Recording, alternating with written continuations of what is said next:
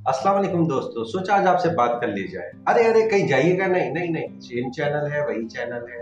जी हाँ, healthy word Mahmood साहब के साथ मैं जमाल शाहिद जमाल।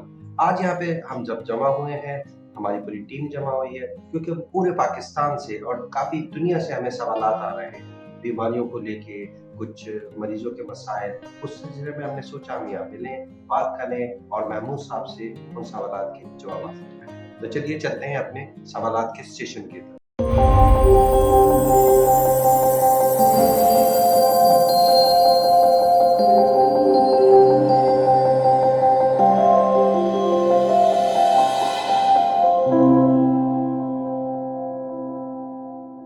अस्सलाम वालेकुम महमूद साहब। वालेकुम अस्सलाम। कैसे हैं सर, खैरियत से? अल्लाह का बड़ा सर माशाल्लाह से आपने जो ये हेल्दी वर्ड का सिलसिला शुरू किया है और प्रोग्राम शुरू किया है, इस सिलसिले में जो लोग प्रोग्राम देख रहे हैं और ये चैनल देख रहे हैं, वो सब बहुत सारे सवालात चाहते हैं, बहुत सारे उनके ज़हन में सवालात उठ रहे हैं और वो ये चाहते हैं कि आप उनको वन बाय वन डिजीज़ को एड्रेस कीजिए। यूजुअली जब आप प्रेजेंटेशन देते हैं और लोग प्रोग्राम देखते हैं, तो बहुत सारे सवाल उनके ज़हन में रह जाते हैं और वो भूल जाते हैं। तो अब हमने एक सवालनामा तैयार किया है ताकि किसी एक डिजीज़ को लेके खास तौर पे आज हम डिस्कस करेंगे स्केबीज को। तो सर आप बताइएगा कि स्केबीज क्या है सादा लफ्जों में?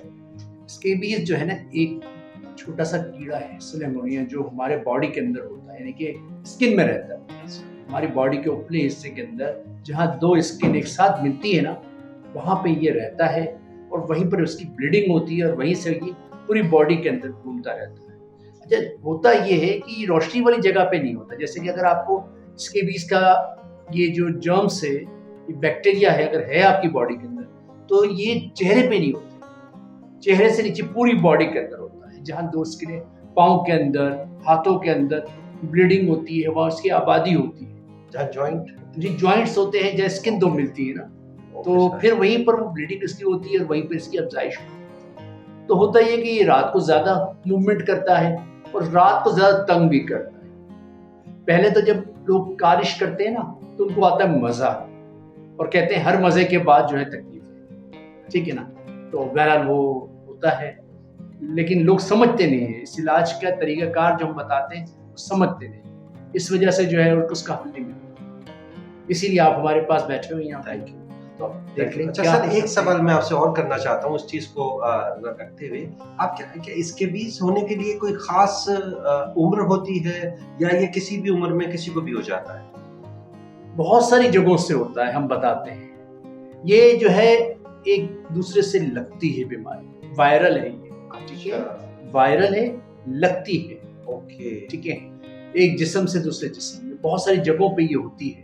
फिर लोग वहां जाते हैं, जैसे कि सबसे ज्यादा ये लगता है हॉस्पिटल से। ओके, हॉस्पिटल एक्वायर्ड इन्फेक्शन है ये। जितने मैटरनिटी होम्स है ना, वहां से ये लगता है। ओके, जितने हॉस्पिटल से असल में होता है, एक पेशेंट आया जी, वो आपकी सीट पे इस तरह बैठा जी, और इसके बाद दूसरा आया जिसको स्केबीज नहीं है, राइट, बैठा थोड़ी देर, घंटा 2 घंटा, वो स्केबीज वहां छूट गया, उसने आपकी बॉडी में पेनिट्रेट करेगा। इसी तरीके से मैटरनिटी होम्स के अंदर छोटे छोटे होते हैं। एक पेशेंट आया, अभी उसकी बेडशीट चेंज नहीं की, उसका टॉवल चेंज नहीं किया, उसका गलाब जो है तकिए का चेंज नहीं किया, और दूसरा पेशेंट हटा दिया, फिर वो उसके अंदर दूसरे में आ जाता है, ठीक है ना। एक दूसरे के अंदर लगता रहता है। अच्छा, फिर वो औरत जो होती है ना, जो प्रेगनेंसी के लिए आई होती है, फिर वो बच्चे में ट्रांसफर होता है। सर ये कंटामिनेशन में चलता है, कंटामिनेटेड करता है लोगों को एक से दूसरा, दूसरे हाँ, से यही तो कह रहा हूँ, वायरल है ना, एक दूसरे में लगता है। किसी ने ड्रॉज खोला, दरवाजा खोला, बंद किया, हैंडल पे छोड़ दिया इस जर्म को, तो ये घूमता रहता है। आपके घर में बहुत सारे रिश्तेदार आते हैं, वो लेकर आते हैं, या आप किसी के घर जाते हो, वहां बैठते हो, रहते हो।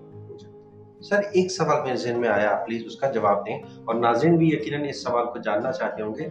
इसके भी सर शहरी बीमारी ज्यादा है या देहात और गांव की बीमारी ज्यादा है, या दोनों तरफ इसका सेम रुझान है? जिनके घर बड़े होते हैं जी, सेपरेट रहते हैं, यानी कि हर घर कमरे के अंदर अलग अलग लोग रहते हैं जी, उनमें नहीं होता। जो इकट्ठे रहते हैं हॉस्टल्स के अंदर, ठीक है, छोटे घरों में रहते हैं, एक ही घर कमरे के अंदर, एक ही कमरे के अंदर 10 लोग रहते हैं, 8 लोग, वहां ये ज्यादा, जहाँ ज्यादा लोगों की गैदरिंग जी होती है। और वहां ज्यादा होता है जहाँ धूप नहीं होती। अच्छा सर, एक सवाल और कि हमें ये काफ़ी लोगों ने ये सवाल हमसे किया है कि सर ये बाज़ लोगों को ख़ारिश होती है और किसी किस्म का ऐसे ही आम सी ख़ारिश होती है। आम ख़ारिश में और स्कैबीज़ में एक आम आदमी मतलब वो कैसे फ़र्क इसको हाँ, ये बहुत अच्छी बात आपने, ये वाकई ऐसी बात है जो सबको जानना चाहिए। Yes sir.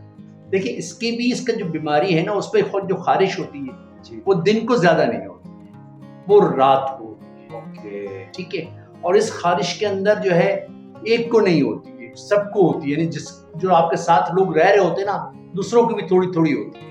जब ज़्यादा वहाँ पे ये आबादी हो जाती है इनकी, तो बहुत ज़्यादा बढ़ जाती है। कम होती है लेकिन होती ज़रूर है। ख़वातीन और हज़रात, इसका मतलब जिन लोगों को रात में ज़्यादा ख़ारिश हो रही है और फैमिली मेंबर्स में आ रही है ये साइन एंड सिम्पटम्स, तो डॉक्टर साहब के कहने के मुताबिक इसका मतलब ये है कि आप उसको ज़रूर चेकअप कराएं, वो स्कैबीज़ के असरात हो सकते हैं। बिल्कुल हो सकता है, बिल्कुल हो सकता है। इसमें कोई शक नहीं। अच्छा डॉक्टर साहब, एक चीज़ और बताइए। पैचेज़ होते हैं उसके, आप तस्वीर अगर ये लोग भेज दें हमें, हम उसको देख के भी बता सकते हैं कि स्कैबीज़ को है या आम कोई आर्टिकेरिया टाइप की कोई चीज़ है। बाज़ों को ख़ारिश तो हो सकता है कि जी डिटॉक्सिफिकेशन नहीं हो रहा जिगर का, राइट। और आंतों का नहीं हो रहा, उससे भी हो जाती है एलर्जी। एलर्जी मुख्तलिफ किस्म की होती है, लेकिन इसकी जो स्कैबीज़ है वो अलग किस्म की ख़ारिश है, ये अलग होती है। अच्छा सर, एक चीज़ और आपसे जो काफ़ी हमें सवालात लोगों की तरफ से मौसूल हुए हैं और लोग बहुत इसको जानना चाहते हैं, क्या ये कुछ अरसे के ट्रीटमेंट से या इलाज करवाने से ख़त्म हो जाती है या चलती रहती है? 99.9% काबिल इलाज है। ओके। समझ लें अगर इस बीमारी को, ठीक है, समझ लें, खत्म। मेरे पास बहुत सारे कॉल्स आती हैं, मैं उनको बताता हूँ कि समझ लें तो राइट। अगर आप सही तरीके से ट्रीटमेंट करवाएं 99.9% खत्म हो जाता है। बिल्कुल। सर, ये जो स्कैबीज़ के जो पेशेंट होते हैं या जो लोग होते हैं, उनको अपने कपड़ों का और अपने जो रोज़मर्रा की इस्तेमाल की चीज़ें हैं, उसका कैसे हैंडलिंग करनी चाहिए? हाँ, वो बहुत अहम है। देखिए, लोग ये समझते नहीं है। अब लोग मुझसे भी पूछते हैं जी। कि जी वो जो कपड़े जो हम इस्तेमाल नहीं करते, वो पड़े हुए हैं, पहले कभी किए थे या कभी-कभी करते हैं। आप सारे जितने कंपनी चीज़ें आपकी इस्तेमाल में है ना, जी। सबको धूप खिलाएं, गरम धूप, गरम पानी बॉयल के अंदर उसको धोएं, प्रेस करें, फिर पहनें उसको। तो जो उसमें जर्म्स है ना, वो खत्म हो जाएंगे। और आपने जो बॉडी के अंदर अप्लाई किया है लोशन वगैरह, जो हम 3-4 दिन लगवाते हैं, फिर ब्रेक करते हैं, फिर तो सब खत्म हो। सर, 2 सवाल आवाम की तरफ से और लोगों की तरफ से हमें बहुत मौसूल हुए हैं। एक तो ये हुआ है कि ये जो जैसा आपने बताया कि इसमें दवाएँ और लोशन यूज़ किया जाता है, जी, जी। उसका दौरानिया क्या होता है? मैं जो बताता हूँ और सारे डॉक्टर जितने हैं डर्माटोलॉजिस्ट पूरी पाकिस्तान के अंदर बल्कि पूरी दुनिया में, जी। 72 घंटे जी। लगे रहना चाहिए लोशन। आप वज़ू करें, आप नहाएं धोएं, फिर लगा दें। रात को लगाएं गर्म पानी से नहा के, फिर उसको लगा रहने दें। जब हाथ मुंह धोएं फिर लगाएं। इस तरह 72 घंटे लगा रहने दें उसको। ओके। फिर इसके बाद 3 दिन का गैप दें, फिर 72 घंटे। ये आप 3 बार करेंगे, इंशाल्लाह आपकी जान छूट। सर, एक सवाल मुझे बेसिकली पाकिस्तान से बहुत ज़्यादा हमें लोग इंटरेस्ट ले रहे हैं और सवालात कर रहे हैं। लोगों ने बोला है जिन लोगों को ब्लड प्रेशर होता है या शुगर होता है या दूसरी खानदानी मूड से बीमारियां होती हैं, उनमें भी इसके भी इसी तरह सफ़र करता है या ये सफाई करने पे खत्म हो जाता है और आगे नहीं बढ़ता है? नहीं, उससे नहीं लगता स्कैबीज़ का कीड़ा उससे नहीं पैदा होगा। ओके। ये तो एक दूसरे से लग रहा है। जी। वो डिटॉक्सिफिकेशन है। अगर किडनी में प्रॉब्लम है, आंतों में, ज़्यादातर आंतों में और जिगर का डिटॉक्सिफिकेशन नहीं होता ना, जी। तो ये जो है ना खारिश होती है, वो खारिश है, वो स्कैबीज़ नहीं है। ओके।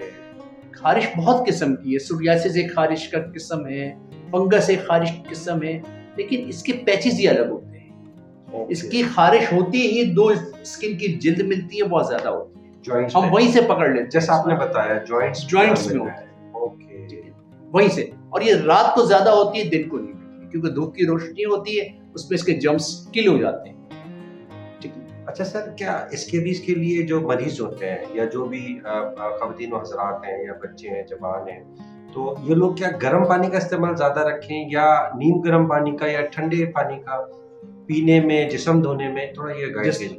खाने पीने में तो कोई मसला नहीं है, कोई भी पी ले, ठंडा पानी पी ले, लेकिन नहाने में गर्म पानी इस्तेमाल, नहाने में गर्म पानी जितना गर्म पानी इस्तेमाल करेंगे ना, इतनी जल्दी मसला हल हो जाएगा। और ये लोशन जरूर लगाएं जो मैं बताता रहता हूँ मुख्तलिफ लोगों को जिन्होंने इंक्वायरीज पे पूछा मुझे यार कौन कौन सी दवाइयाँ लगाई हैं, तो बहुत सारे लोशन हैं, उसमें से एक लोशन बड़ी कंपनी का है, वो इंशाल्लाह जो है वो लगाते हैं उससे। इसका मतलब ख़वातीन और हज़रात जिनको इसके बीज है या ये सारी जिनमें निशानियाँ मौजूद हैं जो अभी के महमूद साहब ने डिस्कस की हैं, उसके लिए महमूद साहब से व्हाट्सएप किया जा सकता है। ये वो लोशन हो गया, अद्वियात हो गई, जो कि एक बड़ी मुस्तनद समझी जाती हैं दुनिया में, इसके बीज को ख़त्म करने के लिए इंशाल्लाह आपको प्रोवाइड की जाएगी। अच्छा सर, एक चीज़ और जानना चाहूँगा, ये बताइएगा कि ये इसके बीज जो है ये कितनी पुरानी बीमारी है और इसको मतलब आप क्या समझते हैं कि ये तरक्की याफ्ता ममालिक की बीमारी है या तरक्की पजीर ममालिक की बीमारी? इस पर कोई आप ये हद मुकर्रर नहीं कर सकते तरक्की पजीर या तरक्की याफ्ता। जी, ये ज्यादातर पुअर एरियाज में होती है, जहाँ लोग इकट्ठे रहते हैं ना, उनको ज्यादा होती है।